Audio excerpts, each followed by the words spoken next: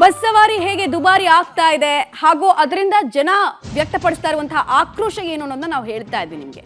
ಇಂದಿನಿಂದ ರಾಜ್ಯದ ಜನರಿಗೆ ಅವರ ಜೇಬಿಗೆ ಎಕ್ಸ್ಟ್ರಾ ಕತ್ತರಿ ಬೀಳ್ತಾ ಇದೆ. ನಿಮ್ಮವರಿಗೆ ಬಸ್ ಟಿಕೆಟ್ ದರ ಎಷ್ಟು ಗೊತ್ತಾ? ಹಾಗಾದ್ರೆ ನೀವೇನಾದ್ರೂ ಪ್ಲಾನ್ ಮಾಡ್ಕೊಳ್ತಾ ಇದ್ರೆ ಎಷ್ಟು ಎಕ್ಸ್ಟ್ರಾ ಎತ್ತಿಟ್ಕೊಳ್ಬೇಕು ಗೊತ್ತಾ? ಮಧ್ಯರಾತ್ರಿಯಿಂದಲೇ ದುಬಾರಿ ಆಗ್ತಾ ಇದೆ ಬಸ್ ಪ್ರಯಾಣ ದರ. ಹೊಸ ದರದಂತೆ ಟಿಕೆಟ್ ಅನ್ನ ಬಸ್ ಕಂಡಕ್ಟರ್ ವಿತರಿಸಿದ್ದಾರೆ. ಪರಿಷ್ಕರಣೆ ಆಗ್ತಾ ಇದ್ದ ಹಾಗೇನೆ ಅದನ್ನ ಇಂಪ್ಲಿಮೆಂಟ್ ಕೂಡ ಮಾಡಲಾಗಿದೆ. ಹೊಸ ದರದಂತೆ ಹಣ ಕೊಟ್ಟು ಪ್ರಯಾಣಿಕರು ಪ್ರಯಾಣ ಮಾಡಬೇಕಾದ್ರೆ ಅವ್ರು ಹೇಳಿದಂತಹ ಅಭಿಪ್ರಾಯಗಳು ಮತ್ತು ಟಿಕೆಟ್ ದರ ಇದಕ್ಕೆ ಸಂಬಂಧಪಟ್ಟಂತಹ ಡೀಟೇಲ್ಸು ಮತ್ತು ಬಸ್ ಟಿಕೆಟ್ ದರ ಹೆಚ್ಚಾಯಿತು ಅಂತ ಯಾರು ಕೂಡ ಮನೇಲಿ ಕೂತ್ಕೊಳ್ಳಲ್ಲ. ಅವ್ರಿಗೆ ಎಲ್ಲೆಲ್ಲಿ ಹೋಗಬೇಕಾಗಿತ್ತು ಅಲ್ಲೆಲ್ಲ ಹೋಗೇ ಹೋಗ್ತಾರೆ. ಬಟ್ ಅಗೇನ್ ನಮಗೇನಕ್ಕೆ ಬರೀ ಎಳಿತಾ ಇದ್ದೀರಾ? 10 ವರ್ಷ 15 ವರ್ಷ ನೀವು ಏರಿಕೆ ಮಾಡಿಲ್ಲ ಅಂದ್ರೆ ನಿಮ್ಗಳ ಪ್ರಾಬ್ಲಮ್ಮು. ಯಾವ ಸರ್ಕಾರ ಅಸ್ತಿತ್ವದಲ್ಲಿತ್ತೋ 15 ವರ್ಷದಲ್ಲಿ ನಿಮ್ಗಳ ಪ್ರಾಬ್ಲಮ್ಮು. ಏಕಾಏಕಿ ಎಲ್ಲ ಸೇರಿಸಿ ಒಂದೇ ಕಡೆ ಡಂಪ್ ಮಾಡೋದು ಸರಿನಾ ಅನ್ನೋದು ಪ್ರಶ್ನೆ. ಡೀಟೇಲ್ಸ್ ಕೊಡ್ತಾರೆ. ನೇರ ಸಂಪರ್ಕದಲ್ಲಿ ಜಾಯಿನ್ ಆಗ್ತಾ ಇದ್ದಾರೆ ಶಶಿಧರ್ ಮತ್ತು ಪುನೀತ್. ಮೊದಲಾಗಿ ಶಶಿಧರ್, ಹಾಸನದ ಜನ ಏನ್ ಹೇಳ್ತಾ ಇದ್ದಾರೆ ಬೆಲೆ ಏರಿಕೆಗೆ ಸಂಬಂಧಪಟ್ಟಂತೆ? ಮಮತಾ, ಏನು ಇವತ್ತಿನಿಂದ ಬಸ್ ಚಾರ್ಜ್ ದರ ಜಾಸ್ತಿ ಆಗಿದೆ. ಅದರಲ್ಲೂ ನಮ್ಮ ಹಾಸನಿಂದ ಬೆಂಗಳೂರಿಗೆ ಹಾಸನಿಂದ ಮೈಸೂರಿಗೆ ಹೋಗುವಂಥ ಪ್ರಯಾಣಿಕರು ಹೆಚ್ಚಿನ ಸಂಖ್ಯೆಯಲ್ಲಿ ಇದ್ವು. ನೀವು ದೃಶ್ಯದಲ್ಲಿ ಗಮನಿಸೋದು, ಬೆಳಗ್ಗೆ ಸಹ ಸಾಕಷ್ಟು ಜನ ಬಸ್ನಲ್ಲಿ ಪ್ರಯಾಣವನ್ನು ಬಳಸಿದರೆ ಇಂದಿನಿಂದ ಬಸ್ ಏನು ದರ ಇದೆ ಅದು ಹೆಚ್ಚಾಗಿದೆ. 15% ಏರಿಸಲಾಗಿದೆ. ಈಗ ಹಾಸನದಲ್ಲಿ ಅಶ್ವಮೇಧ ಏನಿರುತ್ತೆ ಅದು ಇಲ್ಲಿವರೆಗೂ 247 ರೂಪಾಯಿ ಹಾಸನದಿಂದ ಬೆಂಗಳೂರಿಗೆ ಇರುತ್ತೆ. ಇಂದಿನಿಂದ 282 ರೂಪಾಯಿಯನ್ನು ಕೊಟ್ಟು ಈಗ ಪ್ರಯಾಣವನ್ನು ಮಾಡಬೇಕಾಗಿದೆ.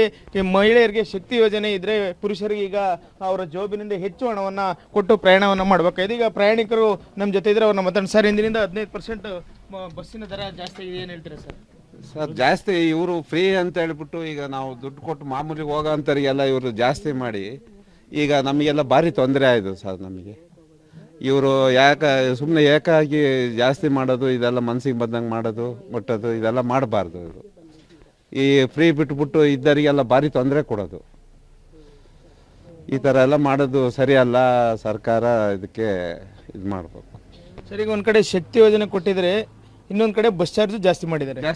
ಅದೇ ಇವರು ಅದನ್ನ ಕೊಟ್ಟೆ ನಮಗೆ ಮಾಮೂಲಿ ನಾವು ತಿರ್ಗೋ ಅಂತಾರು ಈಗ ಜಾಸ್ತಿ ಕೊಟ್ಟು ಹೋಗಬೇಕು. ಹಂಗಾಗಿ ಈಗ ಇದನ್ನೆಲ್ಲ ಮಾಡಬಾರ್ದು. ಈಗ ಇದನ್ನ ತೆಗಿಬೇಕು, ಜಾಸ್ತಿ ಮಾಡಬೇಕು. ಮತ್ತೊಬ್ರು ಇದ್ದಾರೆ ಮಮತಾ, ಈಗ ಪ್ರಯಾಣಿಕರು ಹೆಚ್ಚಿನ ಸಂಖ್ಯೆಯಲ್ಲಿ ಓಡಾಡ್ತಾರೆ. ಸರ್, ಹೇಳಿ, ಇವತ್ತಿಂದ ಬಸ್ಸಿನ ದರ ಜಾಸ್ತಿ ಆಗಿದೆ ಸರ್. ಸರ್, ಇದರಿಂದ ಜನಸಾಮಾನ್ಯರಿಗೆ ತೊಂದರೆ ಆಗಿದೆ. ಅದ ಕಾರಣ ಸ್ವಲ್ಪ ಅಭಿವೃದ್ಧಿ ಕಡೆ ಗಮನ ಕೊಡಬೇಕು. ಅದು ಬಸ್ ಚಾರ್ಜ್ ಸ್ವಲ್ಪ ಕಡಿಮೆ ಮಾಡಬೇಕು. ಈಗ ಶಕ್ತಿ ಯೋಜನೆ ಇದೆ, ಮಹಿಳೆಯರಿಗೆ ಅನುಕೂಲ ಆಗ್ತದೆ ಅಂತ ಹೇಳ್ತಾರೆ. ಈಗ 15% ಇಂದಿನಿಂದ ದರ ಜಾಸ್ತಿ ಆಗ್ತಿದೆ. ಇದ್ರ ಬಗ್ಗೆ ಏನು ಹೇಳ್ತೀರಾ ಸರ್? ಅದ್ರ ಬಗ್ಗೆ ಸರ್ಕಾರದ್ದು ನಿರ್ಧಾರ ತಗೋಬೇಕು ಸರ್, ಅಷ್ಟೇ. ಮಮತಾ, ಏನು ಇಲ್ಲಿನ ಪ್ರಯಾಣಿಕರು ಏನಿದ್ದಾರೆ ಅವರು ಏನು ಬಸ್ ದರ ಏರಿಕೆಗೆ ಅಸಮಾಧಾನ ಆಕ್ರೋಶವನ್ನು ವ್ಯಕ್ತಪಡಿಸ್ತಾರೆ. ಯಾಕೆಂದರೆ ಒಂದೆಡೆ ಶಕ್ತಿ ಯೋಜನೆಯನ್ನು ಕೊಡ್ತಾ ಇದ್ದಾರೆ, ಮತ್ತೊಂದೆಡೆ ಬಸ್ ದರ ಜಾಸ್ತಿ ಮಾಡಿ ಪ್ರಯಾಣಿಕರಿಗೆ ಹೊರೆ ಮಾಡ್ತಾರೆ. ಅದರಲ್ಲೂ ಏನು ಪುರುಷರಿದ್ದಾರೆ ಅವರು ಈಗ ಜೋಬಿನಿಂದ ಹೆಚ್ಚು ದರವನ್ನು ಕೊಡಬೇಕಾಗಿದೆ. 247 ಇದ್ದಂತಹ ದರ ಇದೆ, ಏಕಾಏಕಿ 282 ರೂಪಾಯಿ ಇದೆ. ಇನ್ನು ಮಾಮೂಲಿ ಏನು ಎಲ್ಲೆಡೆ ಸ್ಟಾಪ್ ಕೊಡುವಂಥ ಬಸ್ ಏನಿದೆ ಅದು 218 ಇದ್ದು 247ಕ್ಕೆ ಹೋಗಿದೆ. ಹಾಗಾಗಿ ಇಂದಿನಿಂದ ಹೆಚ್ಚಿನ ಹಣವನ್ನು ಪುರುಷರು ಭರಿಸಬೇಕಾಗಿದೆ. ಆದ್ರಿಂದ ಸರ್ಕಾರದ ವಿರುದ್ಧ ಈಗ ಇವರು ಆಕ್ರೋಶವನ್ನು ಹೊರಾಗ್ತಾ ಇರ್ತಕ್ಕಂಥದ್ದು. Mamata, all right. ಹಾಗೆ ಸಂಪರ್ಕದಲ್ಲಿ ಶಶಿಧರ್, ಇನ್ನು ಪುನೀತ್ ದಾವಣಗೆರೆಯಿಂದ ಹೆಚ್ಚಿನ ಮಾಹಿತಿ ಕೊಡ್ತಾರೆ. ಪುನೀತ್, ಇಲ್ಲಿ ಸರ್ಕಾರದ ಸಮರ್ಥನೆ ಏನು ಅಂತ ಹೇಳಿದ್ರೆ 10 ವರ್ಷದಿಂದ ಮಾಡಿಲ್ಲ, 5 ವರ್ಷದಿಂದ ಮಾಡಿಲ್ಲ, ಹಿಂಗಾಗಿ ನಮ್ಗೆ ಅನಿವಾರ್ಯ ಅಂತ. ಈ ಸಮರ್ಥನೆಗೆ ಸಂಬಂಧಪಟ್ಟಂತೆ ಜನರ ಅಭಿಪ್ರಾಯವನ್ನು ಸಂಗ್ರಹಿಸಿ. ಖಂಡಿತವಾಗ್ಲೂ ಮಮತಾ, ಏನು ದಿನನಿತ್ಯದ ವಸ್ತುಗಳ ಬೆಲೆ ಏರಿಕೆ ಮಧ್ಯೆನೂ ಕೂಡ KSRTC ಬಸ್ ದರವು ಕೂಡ ಹೆಚ್ಚಾಗ್ತಿರುವಂಥ ಹಿನ್ನೆಲೆಯಲ್ಲಿ ಸಾಮಾನ್ಯ ಜನರು ಕೂಡ ಸಾಕಷ್ಟು ಸಂಕಷ್ಟಕ್ಕೆ ಎದುರಾಗಿದ್ದಾರೆ. ಯಾಕಂತ ಹೇಳಿದ್ರೆ 40 ರಿಂದ 50 ರೂಪಾಯಿ ಹೆಚ್ಚಿಗೆ ಮಾಡಿದ್ರೆ ಮಧ್ಯಮ ವರ್ಗ ಜನರಾಗಿರ್ಬೋದು ಮತ್ತೆ ಬಡ ಜನರು ಸಾಕಷ್ಟು ಒಂದು ತೊಂದರೆ ಕೂಡ ಅನುಭವಿಸ್ತಾರೆ. ಒಂದು ಕಡೆ ಮಹಿಳೆಯರಿಗೆ ಉಚಿತವಾಗಿ ಕೊಡ್ತಾ ಇದ್ದಾರೆ, ಇನ್ನೊಂದು ಕಡೆ ಗಂಡಸರಿಗೆ ಹೆಚ್ಚಿನ ದರವನ್ನು ಕೊಟ್ಟು ಅಂದರೆ ಬೇರೆ ಬೇರೆ ಬಸ್ಗಳಲ್ಲೂ ಕೂಡ ಹೆಚ್ಚಿನ ದರವನ್ನು ಕೊಟ್ಟು ಅವರು ಪ್ರಯಾಣ ಮಾಡುವಂತಹ ಪರಿಸ್ಥಿತಿ ಕೂಡ ಇರುವಂಥದ್ದು. ಎಲ್ಲ ಬೇರೆ ಸರ್ಕಾರದ ಬಗ್ಗೆ ಹೇಳ್ತಾ ಇದ್ರು, ಇದೇ ಕಾಂಗ್ರೆಸ್ ಸರ್ಕಾರದವರು ದರ ಹೆಚ್ಚಿಗೆ ಮಾಡ್ತಾರೆ ಅಂತಂದು. ಅದೇ ರೀತಿಯಾಗಿ ಈಗಲೂ ಕೂಡ ಅಂದರೆ 15 ವರ್ಷದಿಂದ ನಾವು ಪರಿಷ್ಕೃತ ಮಾಡಿರಲಿಲ್ಲ, ಈಗ ಮಾಡಿದ್ದೀವಿ ಅನ್ನುವಂಥ ಒಂದು ಸಮರ್ಥನೆ ಕೂಡ ಹೇಳ್ತಾ ಇದ್ದಾರೆ. ಇದ್ರ ಬಗ್ಗೆ ಮಾತಾಡೋದಕ್ಕೋಸ್ಕರ ಇಲ್ಲಿ ಪ್ರಯಾಣಿಕರ ಮಾತಾಡ್ಸೋಣ. ಆಮೇಲೆ ಪ್ರತಿ ಬಾರಿ ಕೂಡ ಅಂದರೆ KSRTC ಬಸ್ ದರ ಹೆಚ್ಚಿಗೆ ಆಗಿದೆ, ಹೇಗೆ ಅನ್ನಿಸ್ತಾ ಇದೆ? ಈ ಥರ ಎಲ್ಲ ಮಾಡಬಾರ್ದು. ಲೇಡೀಸಿಗೆ ಫ್ರೀ ಕೊಟ್ಟು ಪಾಪ ಬಾಯ್ಸಿಗೆಲ್ಲ ಹಂಗೆ ಮಾಡಿದ್ರೆ ಹೆಂಗಾಗುತ್ತೆ? ಸುಮ್ಮನೆ ರೇಟ್ ಇನ್ಕ್ರೀಸ್ ಮಾಡಿ ಆಮೇಲೆ ಅದು ಉಳಿದಿದ್ದೆಲ್ಲ ಇನ್ಕ್ರೀಸ್ ಮಾಡ್ತಾರೆ. ಈ ಥರ ಎಲ್ಲ ಮಾಡಬಾರ್ದಾಯ್ತು. ಅಲ್ಲ, ಒಂದ್ ಕಡೆ ದಿನನಿತ್ಯ ವಸ್ತುಗಳು ಕೂಡ ಹೆಚ್ಚಿಗೆ ಆಗಿದೆ, ಈಗ KSRTC ಬಸ್ ದರ ಕೂಡ ಹೆಚ್ಚಾಗಿದೆ ಅನ್ನೋದು. ಹಾಲಿನ ದರನ ರೇಟ್ ಇನ್ಕ್ರೀಸ್ ಮಾಡ್ತೀವಿ ಅಂತ ಹೇಳಿದ್ದಾರೆ. ಇದು ಇನ್ಕ್ರೀಸ್ ಆಗಿತ್ತು, ಅದನ್ನ ಇನ್ಕ್ರೀಸ್ ಮಾಡ್ತಾರೆ. ಪ್ರತಿಯೊಂದು ಇನ್ಕ್ರೀಸ್ ಮಾಡ್ತಾ ಹೋಗ್ತಾರೆ. ಇವ್ರು ಫ್ರೀ ಕೊಡೋದು ಬೇಡ, ಇನ್ಕ್ರೀಸ್ ಮಾಡೋದು ಬೇಡ. ಹೇಳಿ ಸರ್. ಯಾವ ರೀತಿ ಅಂದರೆ ಬಸ್ KSRTC ಬಸ್ ದರ ಕೂಡ ಜಾಸ್ತಿ ಆಗಿದೆ, ಮತ್ತು ಇನ್ನೊಂದು ಕಡೆ ಎಲ್ಲ ದಿನನಿತ್ಯ ವಸ್ತುಗಳು ಕೂಡ ಜಾಸ್ತಿ ಆಗಿದೆ ಅಂತ. ಹೌದು ಸರ್, ಇವಾಗ ಬಸ್ ಟಿಕೆಟ್ ಎಲ್ಲ ಜಾಸ್ತಿ ಆಗಿದೆ. ಮೊದಲೆಷ್ಟಿತ್ತು ಅಷ್ಟೇ ಇಟ್ಟರೆ ತುಂಬ ಒಳ್ಳೇದು ಅಂತ ಹೇಳ್ತೀವಿ. ಅಂದರೆ ಇವಾಗ ದರ ಜಾಸ್ತಿ ಆಗಿರೋದು ಹೊರೆ ಆಗ್ತಾ ಇದೆ. ಸ್ವಲ್ಪ ಹೊರೆ ಆಗುತ್ತೆ ಮತ್ತೆ. ಓಕೆ ಸರ್ ಹೇಳಿ ಸರ್, KSRTC ಬಸ್ ದರ ಜಾಸ್ತಿ ಆಗಿದೆ, ಹೇಗೆ ಅನ್ನಿಸ್ತದೆ? ಅದು ಜಾಸ್ತಿ ಆಗಿದೆ ಸರ್, ಅದು 15% ಜಾಸ್ತಿ ಆಗಿದೆಲ್ಲ, ಹೇಗೆ ಅನಿಸ್ತದೆ? ಕಷ್ಟ ಆಗುತ್ತೆ ಸರ್ ಸ್ವಲ್ಪ.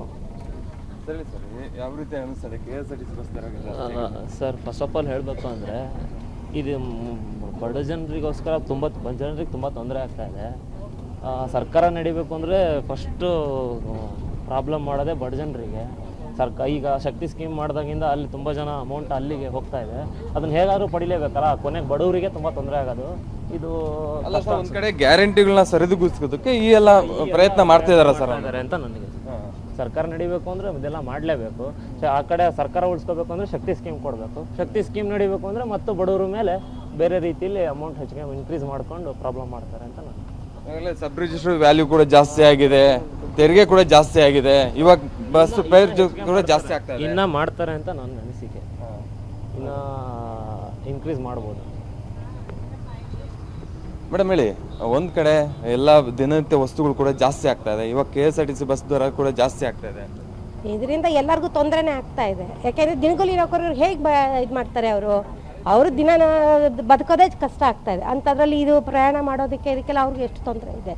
ಹಾಗಾಗಿ ಇದು ಮಾಡೋದು ಕಷ್ಟ ಅನ್ಸುತ್ತಾ ಇದೆ. ಇದನ್ನು ಮಾಡಬಾರ್ದು, ತಡೆಯಬೇಕು ಅಂತಲೇ ನಾವು ಹೇಳೋದು. ಇದಕ್ಕೆ ಅಟ್ಲೀಸ್ಟ್ ಒಂದು 5% ಮಾಡಿದ್ರೆ ಏನೋ ಬಿಡ್ರಿ ನಡ್ಕೊಂಡು ಹೋಗ್ಬೋದು. 15% ಏಕ್ದಮ್ ಮಾಡಿದ್ರೆ ಭಾಳನೇ ಕಷ್ಟ ಅಲ್ವಾ ಎಲ್ಲರೂ. 15 ವರ್ಷದಿಂದ ನಾವು ಹೆಚ್ಚಿಗೆ ಮಾಡಿರಲಿಲ್ಲ, ಇವಾಗ ಪರಿಷ್ಕೃತ ದರ ಅಂತಂದು ಹೇಳ್ತಾರೆ. ಏಕ್ದಮ್ ನೀವು 15% ಏಕ್ದಮ್ ಮಾಡಿದ್ರಿಂದ ಅದಕ್ಕೇನೋ ಅರ್ಥ ಇರುತ್ತಾ ಹೇಳಿ? ದಿನಗಳು ನೌಕರರು ಹೆಂಗೆ ಬದುಕಬೇಕು ಹೇಳ್ರಿ, ನೀವೇ ಯೋಚನೆ ಮಾಡಿ. ಏನೋ ಇದ್ದವ್ರು ಆದರೆ ಕೊಡ್ತಾರೆ ಹೋಗ್ತಾರೆ, ಇಲ್ದಿದ್ದವ್ರ ಸಮಸ್ಯೆನೇ ಅಲ್ವಾ ಇದು. ಸಾಮಾನ್ಯ ಜನಗಳು ಭಾಳ ತೊಂದರೆನೇ ಇದೆ ಇದರಿಂದ. ನಿತ್ಯ ಕೂಲಿ ಕಾರ್ಮಿಕರು ಹೋಗ್ತಾ ಇದ್ದಾರೆ, ಮಹಿಳೆಯರು ಕೂಡ ಹೋಗ್ತಾ ಇದ್ದಾರೆ, ಮತ್ತೆ ಕೆಲ್ಸಕ್ಕೆ ಹೋಗ್ತಾ ಇರ್ತಾರೆ ಒಂದ್ ಕಡೆಯಿಂದ ಬೇರೊಂದ್ ಕಡೆ. ಇವಾಗ ಏಕಾಏಕಿ ದರ ಹೆಚ್ಚಿಗೆ ಮಾಡೋದ್ರಿಂದ ಅವ್ರಿಗೂ ಹೊರೆ ಆಗ್ತಾ ಇದೆ. ಹೊರೆ ಆಗ್ತಾ ಇದೆ ತುಂಬ, ಪ್ರತಿಯೊಬ್ಬರಿಗೂ ಹೊರೆನೇ ಇದು. ಏನು ಯೋಜನೆ ಮಾಡಿ ಏನೇ ಮಾಡಿದ್ರು ತೊಂದರೆನೇ ಇದೆ ಅಲ್ವಾ. ಮೇಡಮ್ ಹೇಳಿ, ಏನು ಗಂಡನ ಜಾಬಿಂದ ಕಿತ್ಕೊಂಡು ಹೆಂಡತಿಗೆ ಕೊಡ್ತಾ ಇದಾರೆ ಅದು ಗೊತ್ತಿಲ್ಲ ಸರ್, ಆದರೆ ಜನಸಾಮಾನ್ಯರಿಗೆ ತುಂಬ ತೊಂದರೆ ಆಗ್ತಾ ಇದೆ. ಅಟ್ಲೀಸ್ಟ್ ಅವರು ಒಂದು 2-3% ಜಾಸ್ತಿ ಮಾಡಿದರೆ ಓಕೆ, ಆದರೆ 15% ಸಡನ್ನಾಗಿ ಮಾಡಿರೋದ್ರಿಂದ ಎಲ್ಲ ಜನಸಾಮಾನ್ಯರಿಗೆ ತುಂಬ ತೊಂದರೆ ಆಗ್ತಾ ಇದೆ. ಇದನ್ನು ತಡೆಯೋದು ಒಳ್ಳೆಯದು. ಹೌದೌದು, ಪ್ರತಿಯೊಂದೂ ಜನರ ಮೇಲೇ ಹಾಕಿ ಅವರು ಇದು ಮಾಡ್ತಾ ಇರೋದು, ಹಾಗಾಗಿ ತೊಂದರೆ ಆಗ್ತಾ ಇದೆ. ಸರ್ಕಾರ ದರ ಜಾಸ್ತಿ ಮಾಡುತ್ತೆ, ನಾವು ಕಡಿಮೆ ಮಾಡ್ತೀವಿ ಅಂತ ಹೇಳಿ ಅಧಿಕಾರಿಗೆ ಬಂದಿದ್ದು. ರೈಟ್, ಆಶ್ವಾಸನೆ ಕೊಡ್ತಾರೆ ಸರ್, ನೆರವೇರಿಸಲ್ಲ, ಹಾಗಾಗ್ತಾ ಇದೆ ಅಷ್ಟೇ. ಮಮತಾ, ಇದಿಷ್ಟು ಇಲ್ಲಿರುವಂತಹ ಪ್ರಯಾಣಿಕರ ಮಾತಾಗಿರೋದು. ಒಂದ್ ಕಡೆ ಗಂಡನ ಜಾಬಿಂದ ಕಿತ್ಕೊಂಡು ಹೆಂಡತಿಗೆ ಕೊಡುವಂತಹ ಕೆಲಸವನ್ನು ಕೂಡ ಸರ್ಕಾರ ಮಾಡ್ತಾ ಇದೆ. ಹಿಂದೆ ಕೂಡ BJP ಸರ್ಕಾರ ಸಾಕಷ್ಟು ಒಂದು ದರ ಏರಿಕೆ ಮಾಡಿತ್ತು, ಅದನ್ನ ವಿರೋಧಿಸಿ ನಾವು ಅಧಿಕಾರಕ್ಕೆ ಬರ್ತೀವಿ, ಮತ್ತೆ ಜನರ ಹೊರೆಯನ್ನು ಕಡಿಮೆ ಮಾಡ್ತೀವಿ ಅನ್ನುವಂತಹ ಹೇಳಿಕೆಯಿಂದ ಅಧಿಕಾರಕ್ಕೆ ಬಂದರು. ಆದರೆ ಇವರು ಕೂಡ ದರವನ್ನು ಜಾಸ್ತಿ ಮಾಡ್ತಾರೆ ಅನ್ನುವಂತಹ ಹೇಳಿಕೆಯನ್ನು ಕೂಡ ಇಲ್ಲಿನ ಪ್ರಯಾಣಿಕರು ಹೇಳ್ತಾ ಇರುವಂಥದ್ದು. ಮಮತಾ, ರೈಟ್, ಧನ್ಯವಾದ ಪುನೀತ್ ಹಾಗೂ ಶಶಿಧರ್ ತಮ್ಮೆಲ್ಲ ಮಾಹಿತಿಗಾಗಿ. ಒಟ್ಟಿನಲ್ಲಿ ಜನರಲ್ ಒಂದು ಪ್ಯಾಟ್ರನ್, ಅಭಿಪ್ರಾಯದಲ್ಲಿ ಒಂದು ಪ್ಯಾಟ್ರನ್ ಕಾಣಿಸ್ತಾ ಇದೆ ನಿಮಗೆ. ಏನದು ಪ್ಯಾಟ್ರನ್ ಅಂತ ಹೇಳಿದ್ರೆ, ಗ್ಯಾರಂಟಿಯನ್ನ ಕೊಟ್ಟು ಉಳಿದ ಎಲ್ಲ ದುಡ್ಡುಗಳನ್ನ ನೀವು ನಮ್ಮ ಹತ್ರ ಕಿತ್ಕೊಳ್ತಾ ಇದ್ದೀರಾ ಎಲ್ಲ ರೀತಿಯಲ್ಲಿ, ಹಾಲಿನಿಂದ ಆಲ್ಕೋಹಾಲ್ ತನಕ. ಇದನ್ನ ನಾವು ಅಬ್ಸರ್ವ್ ಮಾಡ್ತಾ ಇದ್ದೀವಿ. ನಮಗೆ ತೊಂದರೆ ಆಗ್ತಾ ಇದೆ, ಬಟ್ ಕೇಳಿಸ್ಕೊಳ್ಳೋದಕ್ಕೆ ಕಿವಿಗಳು ಸರ್ಕಾರದ ಬಳಿ ಇಲ್ಲ ಅನ್ನೋದು ಜನರ ಅಭಿಪ್ರಾಯ, ಓವರ್ ಆಲ್ ಅಭಿಪ್ರಾಯ. 4 ಜಿಲ್ಲೆಯ ಜನರನ್ನ ಮಾತಾಡಿಸಿದಾಗಲೂ ಕೂಡ ನಮಗೆ ಇದೇ ರೀತಿಯಾದಂತಹ ಅಭಿಪ್ರಾಯಗಳು ಕಾಣಿಸ್ತಾ ಇದೆ. ಉಳಿದ ಜಿಲ್ಲೆಗಳ ಜನರ ಅಭಿಪ್ರಾಯವನ್ನು ಕೂಡ ನಾವು ನಿಮ್ಮ ಮುಂದೆ ಇಡ್ತೀವಿ. ಜನ ಇದನ್ನ ಮುಕ್ತ ಮನಸ್ಸಿನಿಂದ, ನೀವು ನಿಮ್ಮದೇ ಆದಂತಹ ಕೆಲ ರೀಸನ್ಗಳನ್ನು ಕೊಟ್ಟು ಸುದ್ದಿಗೋಷ್ಠಿಯನ್ನು ಮಾಡಿಬಿಟ್ರೆ ಅದನ್ನ ಸ್ವೀಕರಿಸಲ್ಲ. ಅವರಿಗಾಗ್ತಾ ಇರುವಂತಹ ಪ್ರಾಬ್ಲಮ್ಮು, ಅನಾನುಕೂಲತೆ ಏನು ಅನ್ನೋದನ್ನ ಕೂಡ ಅವರು ಹೇಳ್ಕೊಳ್ತಾ ಇದ್ದಾರೆ. ಮತ್ತು ಒಂದಷ್ಟು ಕಂಪ್ಯಾರಿಸನ್ಗಳನ್ನು ಕೂಡ ಮಾಡ್ತಾ ಇದ್ದಾರೆ, ಇಂಟ್ರೆಸ್ಟಿಂಗ್ ಕಂಪ್ಯಾರಿಸನ್ಗಳನ್ನು.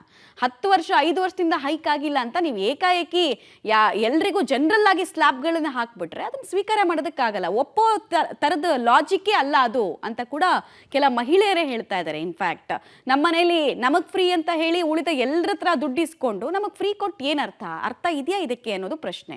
ಮತ್ತೆ ತುಂಬಾ ಜನ ಬೇರೆ ರೀತಿಯಾದಂತಹ ಅಭಿಪ್ರಾಯಗಳನ್ನು ಕೂಡ ವ್ಯಕ್ತಪಡಿಸ್ತಿದ್ದಾರೆ. ಹೈಯೆಸ್ಟ್ ರೋಡ್ ಟ್ಯಾಕ್ಸ್ ಅನ್ನು ಕಟ್ತೀವಿ ಒಂದು ವೆಹಿಕಲ್ ಅನ್ನ ತಗೊಳ್ಬೇಕಾದ್ರೆ, ಬಟ್ ರೋಡ್ಗಳ ಗುಣಮಟ್ಟ ಆದ್ರೂ ಇದೆಯಾ? ಅದು ಇಲ್ಲ. ಈ ಕಡೆಗೆ ಬೆಲೆ ಏರಿಕೆ ಆಗ್ತಿಲ್ಲಪ್ಪ ಅಂತ ನಾವು ಸಮಾಧಾನ ಮಾಡ್ಕೊಳ್ಳೋಣ ಅಂತ ಹೇಳಿದ್ರೆ ಪ್ರತಿದಿನ ಒಂದೊಂದು ಶಾಕು, ಒಂದ್ಸಲ single shock, double shock, triple shock ಅಂತ ಕೊಡ್ತಾನೆ ಹೋಗ್ತಾ ಇದ್ದೀರಾ. ಇದಕ್ಕೇನ ನಾವು ನಿಮ್ಮನ್ನ ಆರಿಸಿದ್ದು ಅಂತ ಜನ ಪ್ರಶ್ನೆಯನ್ನ ಕೇಳೋದಕ್ಕೆ ಸ್ಟಾರ್ಟ್ ಮಾಡ್ತಾ ಇದ್ದಾರೆ.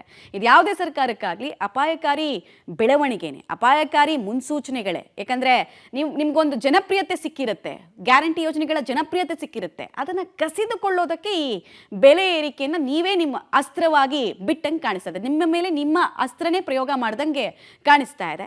ಸೊ ಉಳಿದ ಜಿಲ್ಲೆಗಳ ಅಭಿಪ್ರಾಯಗಳನ್ನ ಕೂಡ ನಿಮ್ಮ ಮುಂದೆ ಇಡ್ತೀವಿ. ಅಫ್ಕೋರ್ಸ್ ತುಂಬಾ ಜನ ಹೇಳೋದು ಬೆಲೆ ಏರಿಕೆ ಮಾಡಲಿಲ್ಲ ಅಂತ ಹೇಳಿದ್ರೆ ಡೆವಲಪ್ಮೆಂಟ್ ಹೆಂಗಾಗತ್ತೆ ಅಂತ ಒಂದೆರಡು ಎಕ್ಸಾಂಪಲ್ಗಳನ್ನ ಕೂಡ ಕೊಡ್ತಾರೆ. ಲಾಲು ಪ್ರಸಾದ್ ಯಾದವ್, ಮಮತಾ ಬ್ಯಾನರ್ಜಿ ಅವರೆಲ್ಲ ರೈಲ್ವೆ ಮಂತ್ರಿಗಳಾಗಿದ್ದಾಗ ರೈಲ್ವೆ ಇಲಾಖೆಯ ಡೆವಲಪ್ಮೆಂಟ್ ಹೆಂಗಾಗಿತ್ತು, ಈ 10 ವರ್ಷದಲ್ಲಿ ಹೆಂಗಾಗಿದೆ ಅಂತ ಕಂಪ್ಯಾರಿಸನ್ಗಳನ್ನ ಕೂಡ ಕೋಟ್ ಮಾಡ್ತಾರೆ.